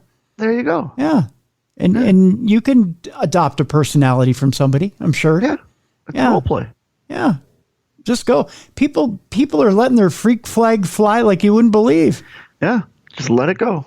Let your freak No one flag can fly. judge you for wanting people to dress up like household appliances. That's right. You all have fun. Do what you do in your bedroom and go nuts, and everybody be happy. Yep. That's right. That's 100%. Right. Yep. Coming up tomorrow on the show, we got a good one tomorrow here, Bruiser. You've been having a lot of good ones lately. I'm excited to hear who this is. Well, thank you. Leslie Mitchell Clark will join us. Leslie is a registered hypnotist who has had quite the experience with people who have been abducted by aliens. Oh, okay. So I've heard hypnotism's a way to get into that psyche of people that were... Yeah. So tomorrow we're going to talk to Leslie about her experience with people who have been abducted by aliens and some of the stories she has of some of these abductees and some of what exactly goes on behind the scenes with some of these abductees. So that's tomorrow on the program. We're going to talk about what it's like to be abducted by an alien. Okay. Yeah. I'm excited. That's coming up tomorrow on Darkness Radio. We want to thank you for joining us today on the post-National Paranormal Day broadcast. And I want to thank you as well for being with us here on Darkness Radio. Yesterday, there was an issue with Stitcher and Stitcher Premium in the app. We want to just encourage you guys, if you have issues, just email me, tim@darknessradio.com. We will email Stitcher when there's issues with the app and whatnot. But folks, just stay patient. If you have an issue, just email me and I'll get down to the bottom of things. But yeah, yesterday when people were trying to access the free version of True Crime Tuesday, it was asking if there was an issue, or it was asking people if you were or not asking, but it was telling you the only way you could access the free version is if you were a subscriber, which was not the case. So No. it was just a technical glitch, but yeah, we do appreciate you, whether you're a free subscriber or you are a premium subscriber. We appreciate you very much for subscribing. And by all means, please rate and review the show. We love to see your thoughts on the show. So please do that. Rate and review the show. Also, we want to remind you that we are partnered up with the folks from the UFO Disclosure Symposium. It's going on May 27th through the 29th in Vernal, Utah. We want to remind you guys, we've had quite a few notes from people saying, but Tim, it's right there near Skinwalker Ranch. Why don't you mention to people it's right near Skinwalker Ranch? Well, that's because there's not an open invite to go to Skinwalker Ranch. Nope. Men, armed guards all around that property. Yeah, you probably will be shot on sight. That's why we don't tell you it's near Skinwalker Ranch, but you're more than welcome to go to the site of the symposium, which is in Vernal, Utah. It is sponsored by Blind Frog Ranch? Yeah, Blind Frog Ranch is sponsoring this symposium. And there is a Blind Frog Ranch tour that takes place as part of the VIP ticket. Oh, that's cool. Yeah, Blind Frog Ranch is a lot like Skinwalker Ranch. They have a lot of the same activity going on there. And it's just now getting the same popularity as Skinwalker Ranch because they just launched a TV show for it. That's right. So if you want to see the Blind Frog Ranch and get a tour, that's part of the VIP ticket experience for the UFO Disclosure Symposium. They're adding things to the ticket, so you want to check it out. There's a link in the description of this program for the UFO Disclosure Symposium, but you better hurry because tickets are only going to be on sale here for a short amount of time. Again, there's a link in the description of this program for you to check out the packages. There's 3 packages here: a VIP admission ticket, a general admission ticket. I'm sorry, there's more than 3. There's a daily admission ticket, a live stream admission ticket as well. You can stream from anywhere in the world, and you can watch it right from the comfort of your own home. So again, link is in the description of this show. Darkness Radio has partnered up with the UFO Disclosure Symposium. Dr. Travis Taylor, Dr. Michael Boyd, Professor Avi Leb, L.A. Marzulli, just to name a few of the people who will be there, Micah Hanks, Andy Marshall, among the people who are going to be at this symposium. 4 videos that have never been seen before, 4 top secret videos never seen before, will be unveiled to the public for the first time. This is going to be a newsworthy event, folks. We want you to be involved in the UFO Disclosure Symposium. That's all I'll say about that. Check out the link. It's free to peruse the link and see whether you want to be involved in the UFO Disclosure Symposium. You can be involved from home. You can go to Vernal, Utah and be involved yourself. But by all means, definitely check it out over Memorial Day weekend. That'll do it for this week. That's Supernatural News for Beer City Bruiser. I'm Tim Dennis. Join us again tomorrow for the best in paranormal podcasting. This has been Darkness Radio.